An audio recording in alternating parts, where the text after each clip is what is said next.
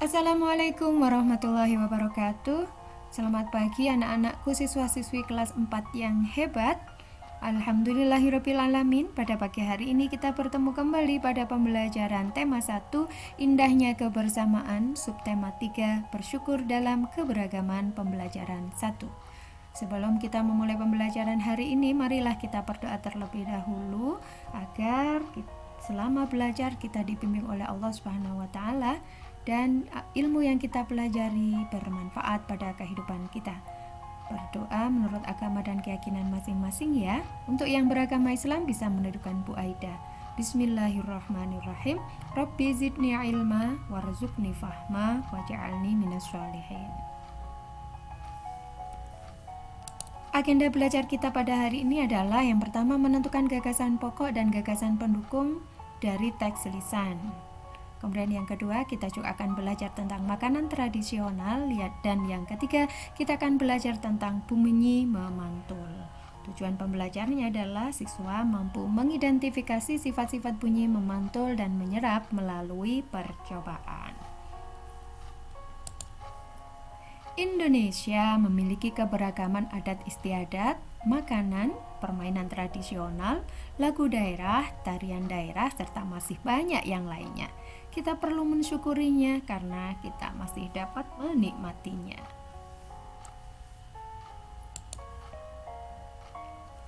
Makanan tradisional Indonesia membutuhkan waktu dalam mengolahnya. Pembuatnya pun harus ahli.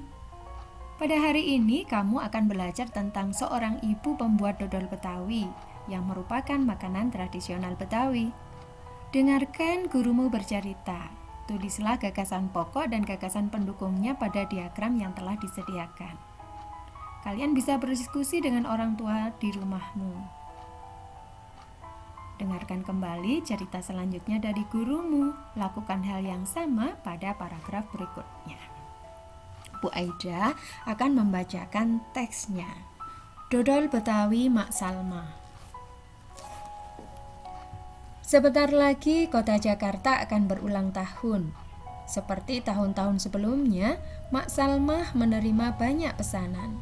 Mak Salmah adalah pembuat dodol tradisional Betawi di kampungnya. Biasanya ketika menyambut ulang tahun kota Jakarta, banyak pertukuan yang mengadakan festival Betawi. Makanan Betawi menjadi jajanan di festival. Kerak telur, bir peletok, dan dodol Betawi menjadi primadona makanan dalam menyambut Dirgahayu Jakarta.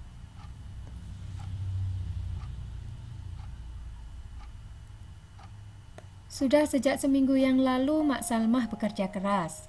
Ia dan beberapa ibu-ibu tetangganya membuat adonan dodol. Ketan, gula merah, gula pasir, dan santan dicampur menjadi satu. Membuat dodol Betawi membutuhkan kerjasama. Tidak hanya perempuan, laki-laki pun terlibat dalam pembuatannya. Biasanya Mak Salmah dan ibu-ibu menyiapkan bahan, memarut kelapa, dan menumbuk beras ketan. Adonan dituang kawa, lalu diaduk hingga kental. Proses mengaduk ini dilakukan terus-menerus selama 8-12 jam. Pembuatannya memang berat dan lama. Oleh karena itu, pembuatan dodol Betawi membutuhkan kerjasama.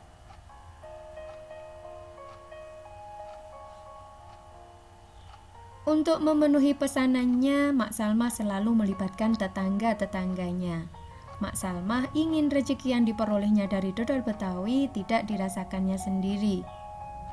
Mak Salmah juga ingin dodol Betawi selalu dikenal. Ia ingin warga di sekitarnya juga ikut melestarikan makanan tradisional milik kampung sendiri.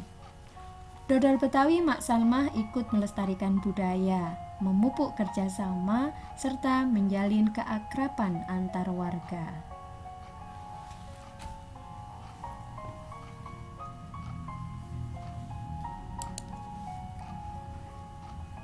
Teks lisan adalah teks yang disampaikan menggunakan media lisan seperti pidato, radio, atau ceramah. Bisa juga teks lisan ini dibacakan oleh gurumu di rumah ya nak. Ada beberapa langkah yang perlu kalian pelajari untuk meringkas teks lisan. Yang pertama, dengarkan teks dengan seksama. Dengarkan teks dengan seksama paragraf demi paragraf. Dan yang kedua, catat gagasan pokok dan gagasan pendukung pada masing-masing paragraf. Setelah kalian mencatat gagasan pokok dan gagasan pendukung pada masing-masing paragraf, analisis gambaran umum dari teks tersebut. Teks tersebut menceritakan tentang apa, paragraf tersebut menjelaskan tentang peristiwa apa.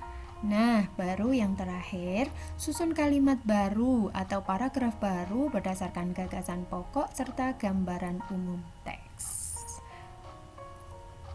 Ingat, dalam meringkas teks, gunakan bahasa kalian sendiri ya nak, dengan ketentuan tidak merubah isi teks.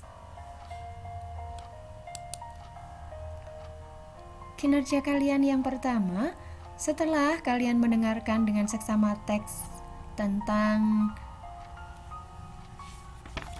dodol Betawi Mak Salmah, sekarang tugas kalian yang pertama adalah tentukan gagasan pokok dan gagasan pendukung dari teks lisan tersebut. Kalian bisa mendengarkan kembali bacaan dengan judul Dodol Betawi Mak Salmah, paragraf demi paragraf ya. Kerjakan di buku tema tugas kalian.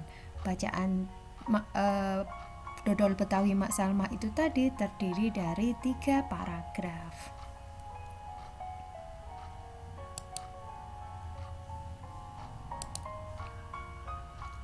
Dayu suka sekali makan nasi uduk dengan irisan bawang goreng dan telur dadar.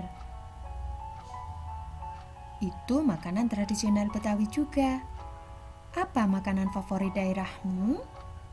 Apakah kamu juga menyukai makanan khas daerah lain? Bagaimana pendapatmu dengan beragamnya makanan khas negeri kita?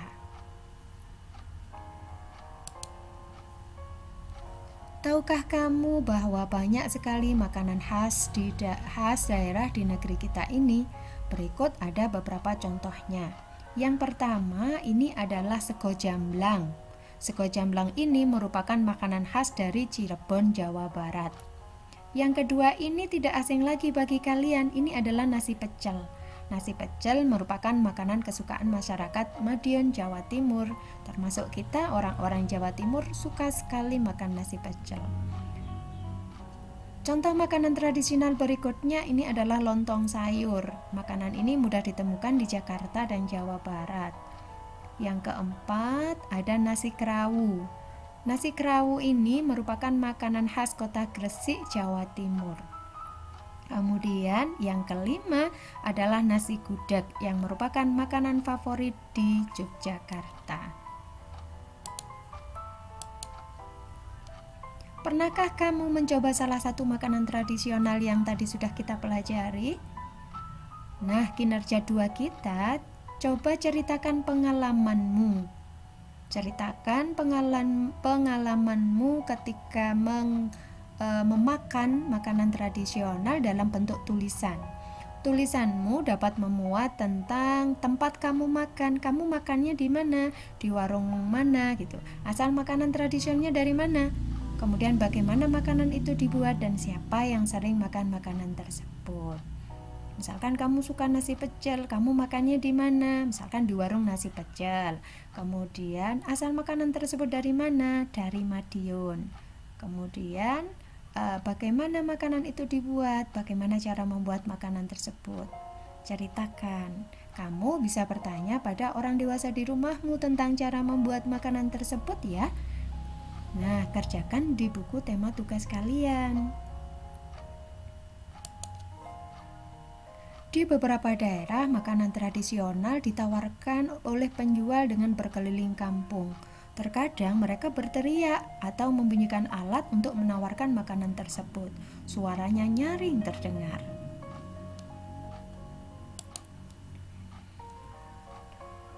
Pada pembelajaran sebelumnya kamu sudah belajar dan kamu sudah mengetahui bahwa bunyi memerlukan penghantar untuk bisa terdengar oleh telinga kita. Media penghantar untuk perambatan bunyi bisa udara, bisa zat cair, dan juga bisa benda padat.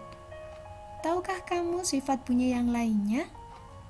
Ayo kita melakukan percobaan berikut. Nah, Hari ini kita akan melakukan percobaan pemantulan dan penyerapan bunyi yang ada di buku tema kalian halaman 135. Tujuannya untuk membuktikan macam-macam bunyi pantul melalui percobaan.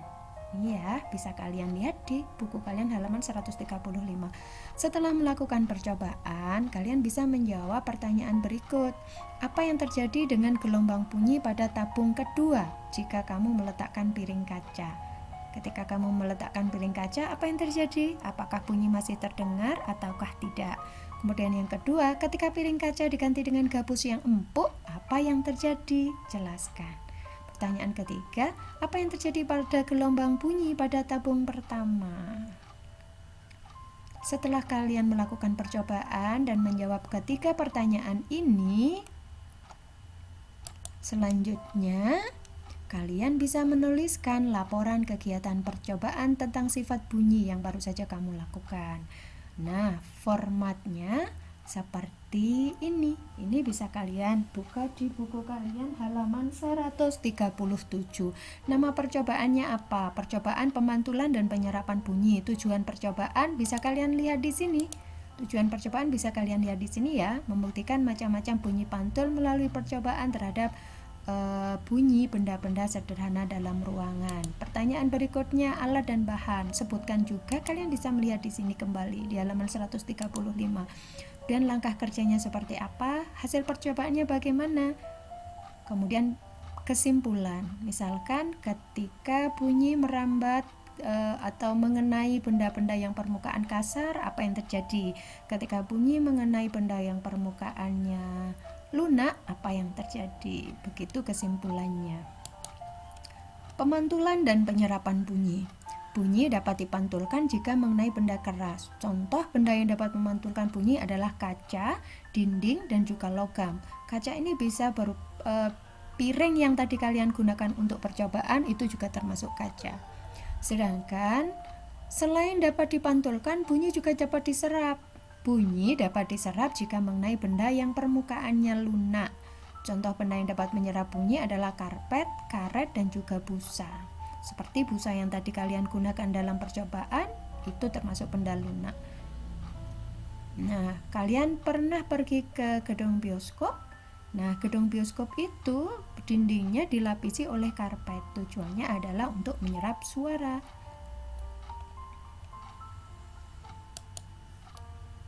Alhamdulillah, pembelajaran kita hari ini telah selesai. Hal baru apa yang kalian pelajari hari ini? Apakah ada hal baik yang bisa kamu lakukan dalam kehidupan sehari-hari dari pembelajaran hari ini? Bagaimana perasaan kalian saat ini? Coba ceritakan di buku kalian ya, Nak. Terima kasih, hari ini kalian sudah belajar dengan sangat baik dan penuh tanggung jawab. Tetap sehat dan belajarlah dengan bahagia. Sampai jumpa. Wassalamualaikum warahmatullahi wabarakatuh.